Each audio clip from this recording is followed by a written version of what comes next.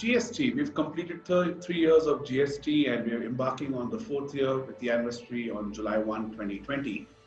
It's been an interesting journey to say the least. And with us today we have Pramod Jain, who's the head of tax of Flipkart, and we will be talking to Pramod of how his experience has been on the journey so far and what does he see going forward. So Pramod, thank you very much and for taking the time and being with us on this very interesting and passionate topic for us to discuss today. Thank you, Mahesh. It's always a pleasure to talk to you. Likewise. So Pramod, without much ado, if I were to just position the questions into three brackets, and I'm going to talk about how has the journey been so far. You've seen the indirect tax regime for almost 20 plus years. With the pre-GST regime, you've been in a way involved having discussions and understanding the regime there in the run-up to GST. How's your experience been, Pramod? So I would say, Mahesh, it had been a fantastic experience over the last 3 years. If we compare the GST regime with the sales tax and VAT regime that we had seen, and if I have to count on what have been the great experiences, I would say the entire paperless compliance, which happens through electronic platform, the elimination of C form, F forms, waybill road permits, and quite a host of other compliances that have gone away with. Single GST rate on the same product throughout the country, that had been a very, very big change. And on top of all that, a very fast movement of goods throughout the country. So the time has shrunk by at least 50%. The national movement of goods has shrunk at least by 50%. That had been possible only and only with the GST implementation. So that's great. I think that the entire design of the destination-based tax of GST seems to have been of benefit to industry at large and e-commerce in specific as well. I resonate what you say in terms of faster movement of goods. But GST rates, earlier days, you would look at different rate schedules in each state. At least now you're looking at one schedule that applies across the states. And I think a lot of what we thought and believe would be how the picture would be, it's come out largely picture perfect with some areas that need some level of improvement. So with that, Pramod, just moving on, what would you think, especially in these unfortunate pandemic times that we are in, what would you expect in the year to come or in the couple of years to come from the GST law to address and take on some of the challenges that are being faced? On that, Mahesh, I would say GST has made a great start. At least it has been accepted throughout the country as one country, one taxation. And it's an evolving law. So there is much more that can be done. So I'll talk about a couple of points. One could be, there are huge amounts of tax credits which get blocked with the industry because the goods are lying in inventory, or this is a seasonal industry, or the company is making losses in the first few years. All those factors add up to a blockage of precious working capital.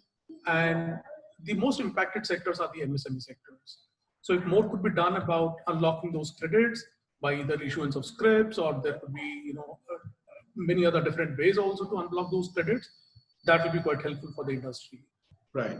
Second, I would say the whole concept of GST was built around that it will be a seamless credit, that throughout the entire chain of a transaction, the GST credit will not be broken. But That's right. a lot of nuances in the GST law, like 17.3, 17.5, which block a lot of credits on construction activities, block credits on employee-related benefits, medical insurance, and those things. If those could also be relooked at and done away with, I think we will be living with the spirit of GST, that there is no credit that will be denied. I think what you're saying is pretty bang on. And when you talked about unlocking of credits, I can think of things in the design which can follow other countries, which is allowing credit transferabilities between different entities within the same entity. Today we have a CGST law that actually in a way has state-specific CGST credits, but to me that's a low-hanging fruit for the government to consider allowing transfer of credits from one state to another. And more importantly, a little bit more path-breaking, like you said, about unlocking of credits could be allowing, let them be sold as scripts. Can the input credit be used to discharge a reverse tax? I think those are interesting points which will indeed help unlock credits, not only for large companies, but for MSME sector, which working capital is the dire need of the hour. So very valid points, Pramod. Thanks for that. Just getting on to the other part, which just cannot be ignored in our daily lives, as well as taxes, which is technology. What's your take on technology under GST? You've seen the role of technology in the last 3 years. What would you say has worked well there, and what do you think is in store for all of us to look forward to in the year to come? So certainly technology is the backbone of entire GST implementation. So if we look at the benefits which are emerging out of this whole GST technology that has been built around, it's a complete paperless filing throughout the country. So you have a uniform compliance mechanism in each and every state in India, which was completely unexpected, maybe 3 years or 5 years back. Second thing, if you look at the whole electronic credit of taxes, so you do not need to maintain a paper trail of documents. So earlier, I remember we used to maintain millions of documents just to, ensure that if the tax officer wants to verify the credit, I am able to produce those documents. Now, gone are the days, and the entire credit can be seen electronically. So these are the good things which have happened, and there are, a lot of good initiatives which are in the pipeline. For example, e-invoicing. There are many other technology initiatives which are being worked upon. So as long as the implementation of those is done in a very smooth and seamless manner, industry is given enough time to get ready. I'm just looking forward to more and more usage of technology in GST. It's making life simple for everyone. It's making life easier for the collectors, also the tax collectors, and making life easier for the taxpayers as well.